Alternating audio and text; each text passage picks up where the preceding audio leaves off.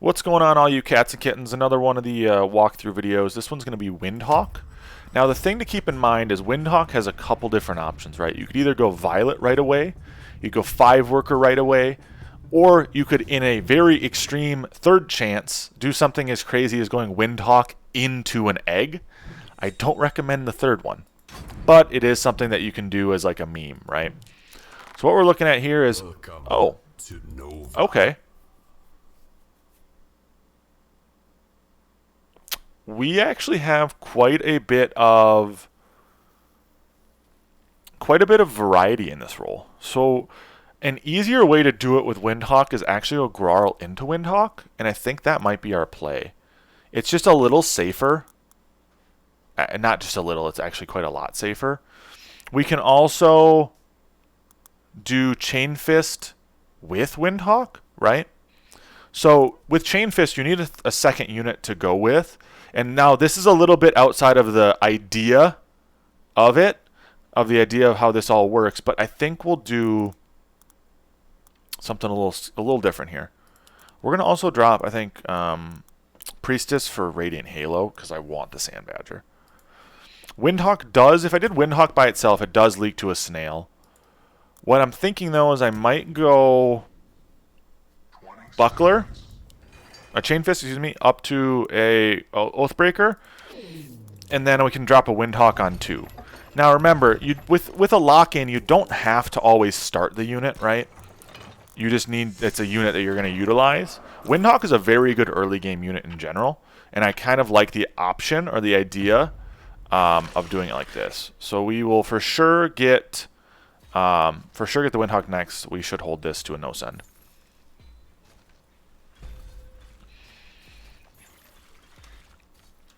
We should hold this no problem. Let's see if we get either of them with a snail. Nope, they're both safe starts. The bots like to do those safe starts. So what we'll do is we'll go Windhawk next.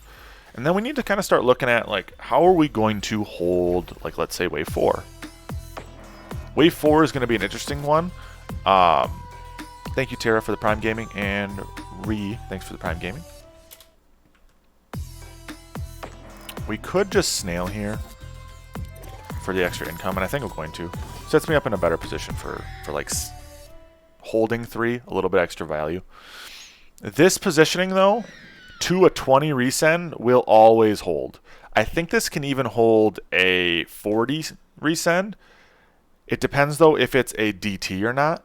This, though, the Windhawk is extremely strong on 2, and the Oathbreaker is an okay enough damage dealer on this wave. We'll get a send here. I don't think we can go 6-worker. We put ourselves in a really sticky situation if we do. But what I'll do is I'll just drop a second Windhawk down. Windhawks, again, are very strong early game. We got Vampire, AOA, and Lizard Army for our options on this game. What I'll do here is I'm going to drop another Windhawk, and then I'm going to wait to see if I can get a Lizard in income.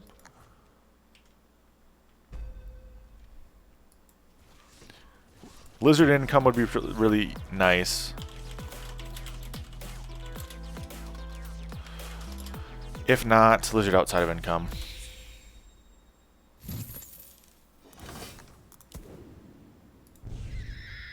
The reason why we do a half split down instead is that it makes it so that when we inevitably put a unit here, we can up our split to a full split across, and we'll get better aggro in general.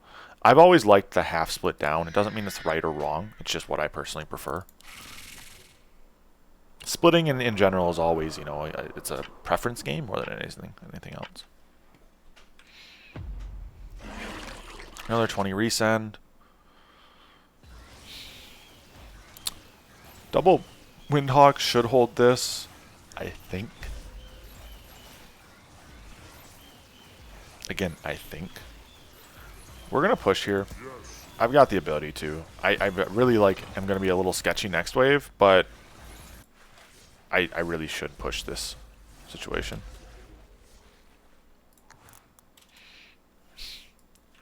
The issue is we don't have really like another cheap unit, so I really kind of wanted to get a Grarl out here, but I just don't get it in time. So what we'll do is we can just go a third Windhawk. I mean, fuck it, right? Windhawks are good.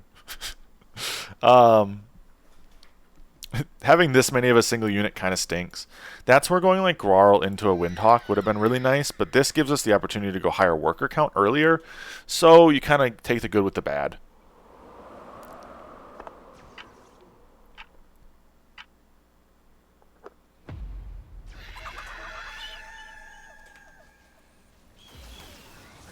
Another 20 resend. You can see how little damage we do here.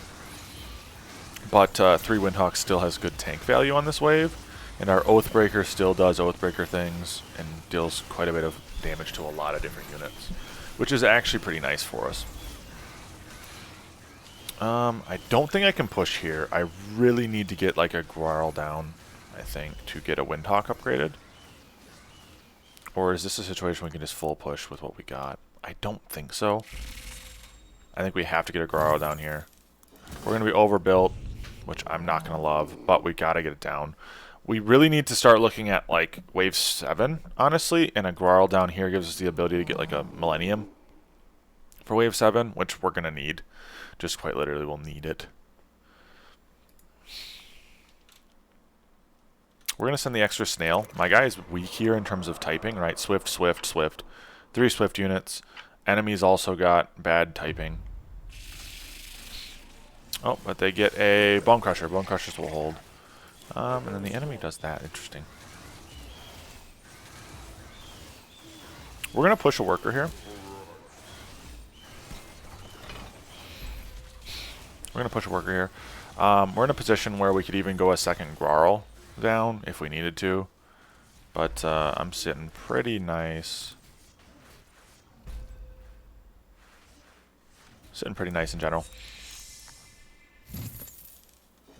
Yeah, we are overvalued, so I'm going to push a worker here. I might legitimately be able to get out a Millennium without actually even selling the Grarl. I probably want to sell Grarl still. Thank you for the Prime subs, ZMA. Enjoy your place in the video. We'll see here. I'm still weak on this wave, right? Like, I'm not super strong. But for all intents and purposes, we're sitting in a good position.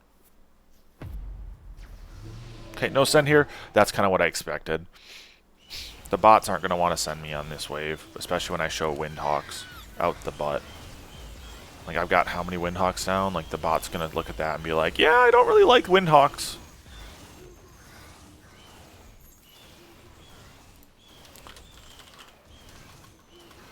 The bot looks at this and says, I really don't like Windhawks, and then decides, yeah, I'm not going to send here. Why did I send 2 snails here? I like the option of potentially getting him. I really doubted I would, but potentially getting him. It's the same idea why you like income send constantly, right? It's the same premise.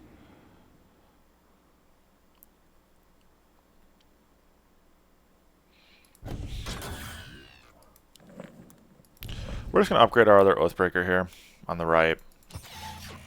That extra tank value might become handy. The Millennium now should take the split, which is kind of what we want. The Windhawks are obviously really bad in terms of tank in here, considering they're all fortified. But the bot decides to king up us.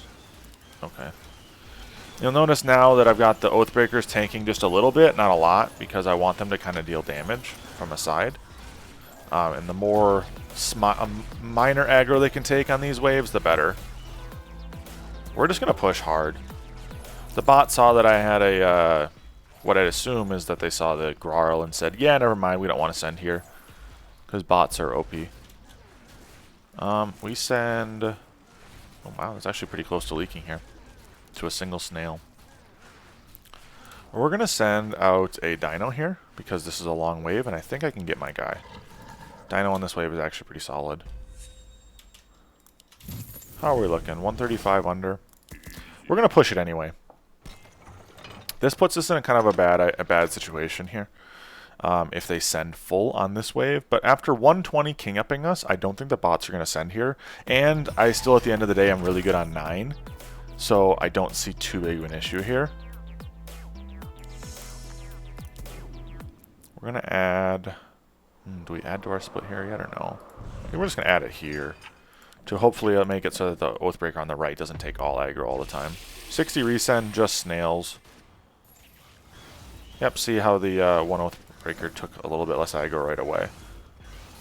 We will leak here. Quite bad, actually. But that's fine. Really, at the end of the day, I'm okay with this leak. That inability to kill him in the 2 hits, extra hit there, can be really shit. 67%, that's fine.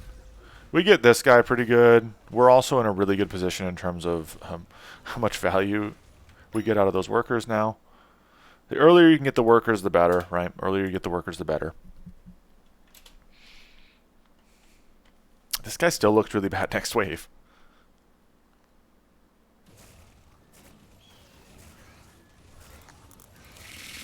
Right, like he's only got Bone Crusher, so we're going to send to kill all of his Swift units again.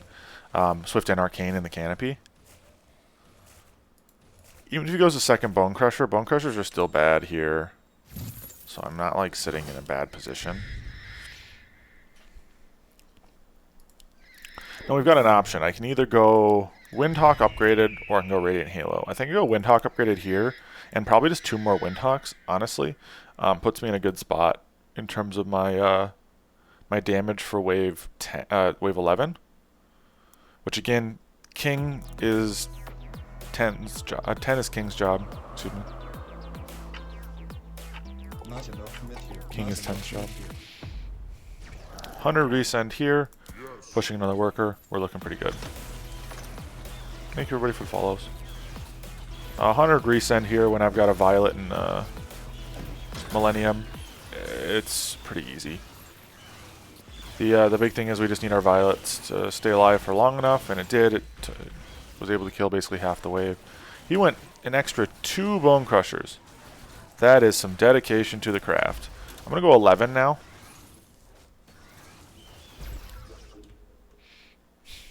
I think I go 11 now, just for the sole reason that I think I can get him there. Do I go... I might go double snails here just so I get enough to do what I'm thinking. So I want to go boom, boom. My reason being is that I want to get the Radiant Halo out for this wave and in hope to try to catch the most of 10 as I possibly can. The Guarl puts me in a good position to be able to sell it if need be, which I'm sitting in a position that I kind of want to sell it. We'll see though. Kind of a question, right? Depends on what we re-roll. Maybe. We're just gonna drop more snails. I think we can potentially get our guy here pretty good with the triple snail or whatever we're thinking.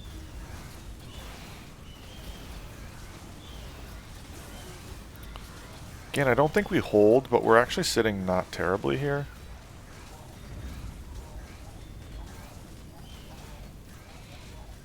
Really depends on how long the tank survives.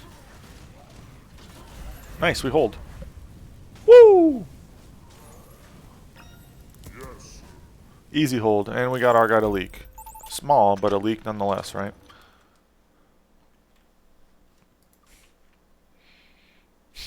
Enemy leaks here. I think I go 12. 12 a Lizard Army. Looks really good for me.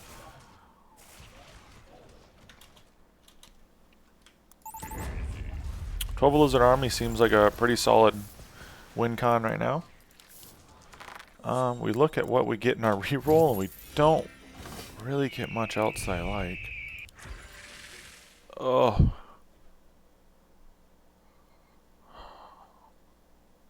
I don't really like any of these. Maybe we drop Grarl and pick up Sea Serpent? That Grarl is really our only damage in that sense. Or only our tank in that sense. For like fortified, not fortified, natural. We could just keep Violet then.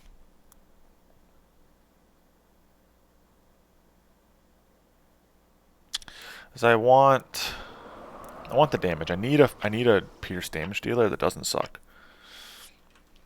And that's where I need that Sea Serpent no matter what. I want the Grarl where it is just because I can put regen on them. And regen on the Windhawks means a little bit, at least, this mid-game. What did they do? They went bunk here? Ooh, sneaky, sneaky. What we can do, though, is we can just go Ogre. I think Ogre will do enough. We're going to get a leak on this guy. Right? Or just no? Close. It'll be close. Small leak, nonetheless. Do we get a Siege Ram in time? Because of this? I don't think so. Even with this very slow leak, I don't think we get the Siege Ram in time. And Centaur really doesn't help us very much because the majority of it's fortified that we're looking to get through. What is a good synergy to look for with Windhawk? Tempest is a really good synergy, just because Tempest slaps. We're going to go Ogre Imps. Ogre Imps, I think, is a good play here. Oh, we are super undervalued here. I think we go Arc of Justice. I don't know if they go here on me. I think they do, but Arc of Justice is still a decent damage dealer on this wave, especially if they send something frontline based. And then we're going to just bolster our split a little bit more. But yeah, Windhawk synergies, realistically, Tempest is probably your best synergy. Tempest is probably your best synergy and most consistent synergy with Windhawk. That being said, Rogue Wave technically synergizes. Oh, this hurts. This hurts. We're leaking bad. We're leaking bad.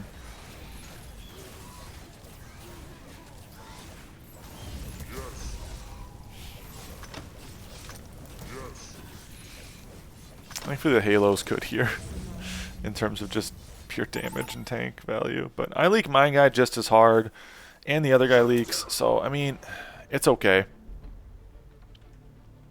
My teammate will hold, being that he has death caps. My teammate will hold.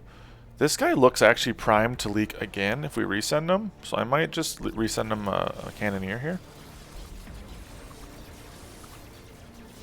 Oh, I guess I forgot Steed with Violet too. Steed with Violet's a pretty good option. Steed is always a viable option with Violet, any type of mana unit. But does Steed proc damage fast enough to be viable past early game? Yeah.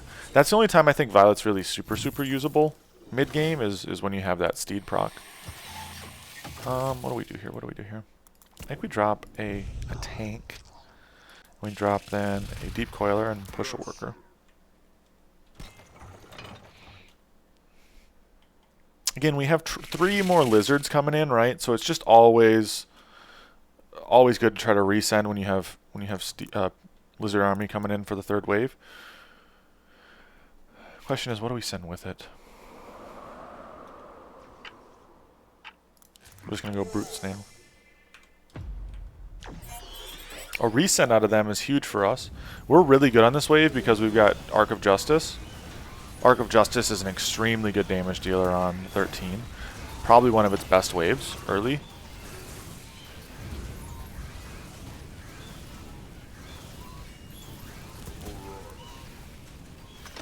This puts us in a good position to hold now the rest of the game. 2 creeps, and then all of our backline. I'll take that. And then their guy also leaks again. My teammate leaks really hard though. I don't know if my Arc of Justice will be enough to catch much of any of this. Maybe the guy on the far left dies. Both of them leak though. That's huge. Both of them leak. We do get some damage on their king again. I don't know if it's going to be comparable to a Kraken coming in. 13 stack Kraken's not terrible. What do we target? Yes, the one that's almost dead. Perfect. We kill 2. That's, you know, I'll take that. I'll take two kills there. I'm going to resend here. Just because we've leaked them a couple times in a row now. I want to try to capitalize on it. Right? Capitalize on the enemy's mistakes. What I'll probably do is I'll probably go and save this extra 76 gold. Just to see what our value is like next wave. We're going to up our split, though, to be on par with our Badger. This is still technically now a half-down split because Badger is 1 square in. It means it's a half square up, right? That's how the trickery of all that works. I'm going to send a Hermit after income. Just because the dude's got some some splashy damage with the bunks. The resend here out of the enemy is actually super good for us. Allows us to kind of hold now a little bit better on 15. Because it's actually kind of a bad wave for us. Not even actually, it's just a bad wave for us. There's not a whole lot I can do on 15 right now unless they sent me like they did here. So that worked out really nicely. Enemy on mine leaks again. Both of them leak again. That's nice. Arc of Justice doing Arc of Justice things. Looking good.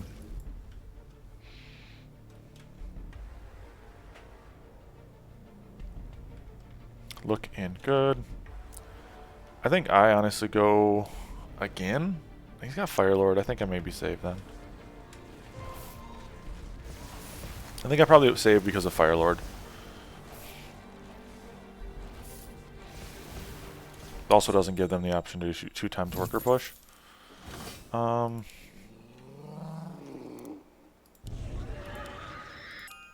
number.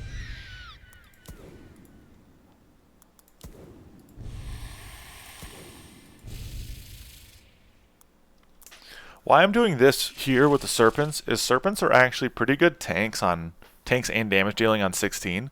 So I'm probably going to up a couple Serpents for 16.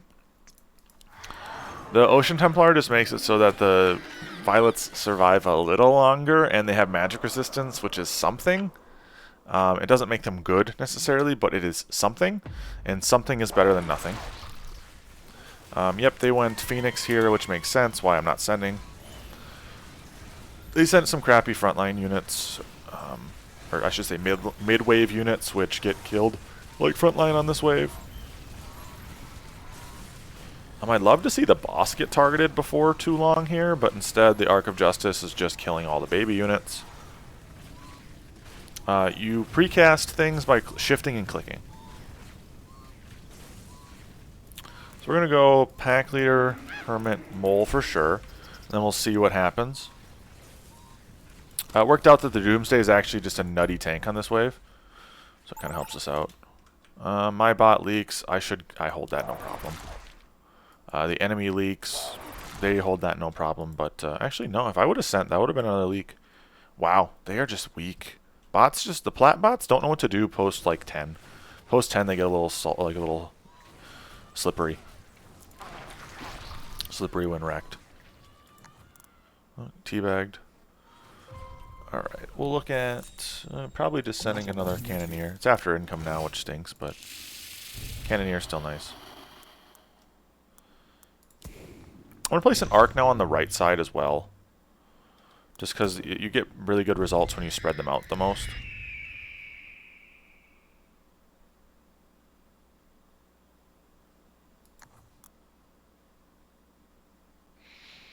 It does help that I have broke my bot so many times, as Chad is pointing out. Breaking your bot a ton does make... breaking anybody a ton, especially mid-game, definitely hurts their chances to sustain and go late game, right? So that is another aspect of it. We'll send the triple roots here just because chat keeps making the comment about it, about them.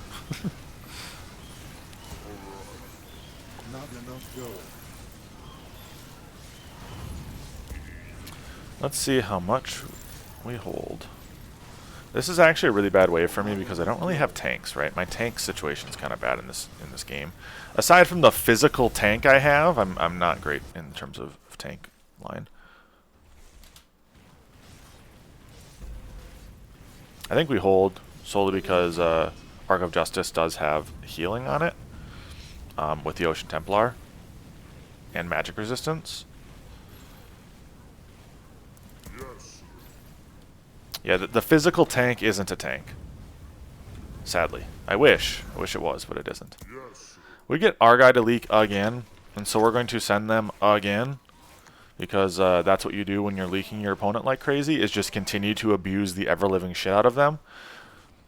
And what we're going to do is we're going to double Cannoneer here, because I think he's going to leak if we can just get through those bunks. And those bunks are the only bunks, really the only thing he's got that I can have to worry about. Get through the bunks and the rest dies. What we're going to do is we're going to put that Arc of Justice on the right now, upgraded. The reason why you split the Arc of Justice right is you want to get as much potential damage split as you can, right? They gain more damage the longer they hit things, just like Berserker, or, you know, anything else really that ramps over time. So you want to try to split them up, 4 Eyes, for instance. You want to try to split them up so that they deal more damage to separate units. Therefore, they're not like wasting potential for ramp. We're just going to send a single one into healing just to get our king a little bit moving in the right direction. Not really that it matters, but it's something. We're in a position where I got to just start like dropping Sand Badgers, I guess, for tanks. They're not great because they're obviously arcane, but they're better than no tanks at all. And at this point, no tanks at all is kind of our current outlook on life, and it doesn't look very good long term. I mean, don't get me wrong, more damage is always a solution, but sometimes you need some meaty boys up front to continue that trend. We're only going to leak ours 1 unit. Yeah, 1 unit and a couple backline units, but that might honestly be enough. If you look at how much health they have, it gets close. I don't think this is GG, but this gets them very close. What we'll do is we'll send again, because why not? And we just keep swinging. We're going to go Centaur here because I honestly need to kill some of his frontline units that are swift. Drop down one of these guys.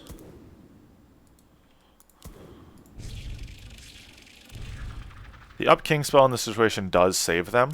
But at this point, it's not really helping very much. Like, they're kind of dead anyway. You'll see I'm just raising farther and farther, and yellow just keeps falling. And at that point, once that starts to, like, that trend starts happening where one player is ramping hard and the other player is dropping, it's kind of over. At that point, the game's set and matched. They're king upping here, but I think that's too late.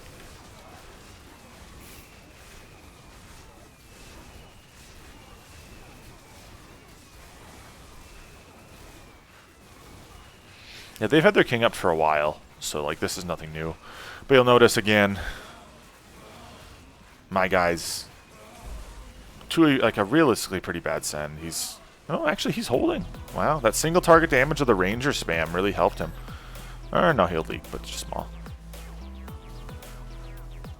But yeah, all really the king ups did in this situation is just delay the inevitable, right? Delay the inevitable death that they're going to sustain. I don't know if this is enough to kill them. It really depends on king aggro. Right? I don't know if this is enough to kill him. But at the end of the day, like, they're still bad here. What I actually worry about now is that they're going to send big next. And me and my teammate are both kind of shite next. Oh, they're just sustaining, barely. Holding on. Just holding on by the skin of their teeth.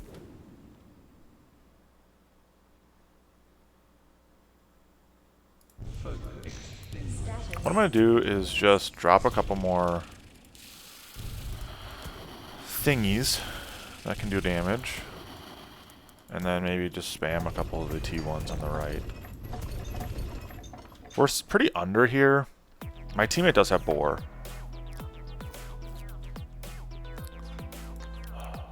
I think we're okay.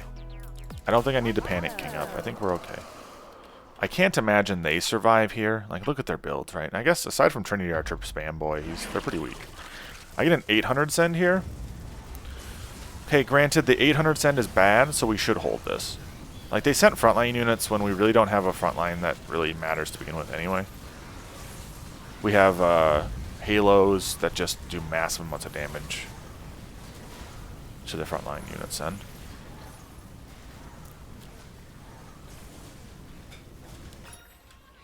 My guy leaks super hard. Trinity Archer Boy does hold, but I don't think it's enough to actually sustain them here. I think they die. And then I hold I hold my wave, and so does my ally. So their long save for the bots didn't make enough of a difference. I think we found, though, the sweet spot really is pushing to about 50 workers with all their sends, and then you can just start focusing on damage and on worker value. You can focus on value. This, while being a Windhawk lock-in, obviously started off a little different, right? We started off with a Chain Fist upgraded to an Oathbreaker, and then we dropped the Windhawk. This kind of proves as we start getting down to the units that you can't really start as consistently, you can kind of have to play around with the roll a little bit. I could have theoretically in this situation went 3 workers, dropped the Windhawk, and went Violet on wave 2. I could have also went 5 workers and had a Tempest. It's 2.5 squares up on the right, right? So it's like your Windhawk's here, your Tempest is like right here. That's also an option. You can go 5 worker with that.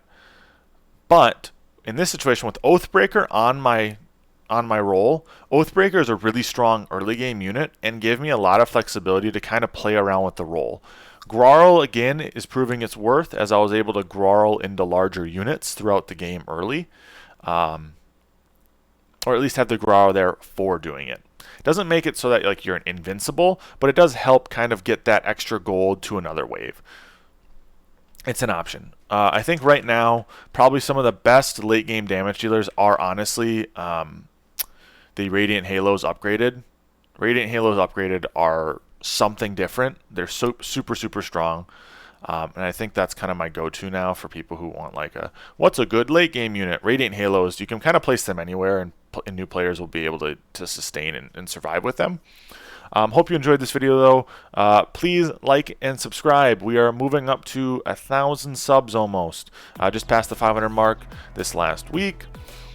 If you guys have any questions, feel free to drop them in the comments. Check out my Twitter, Discord, and my Twitch streams. If you have any questions, you can always drop them there as well. Hope you guys have a rest of your day. Peace.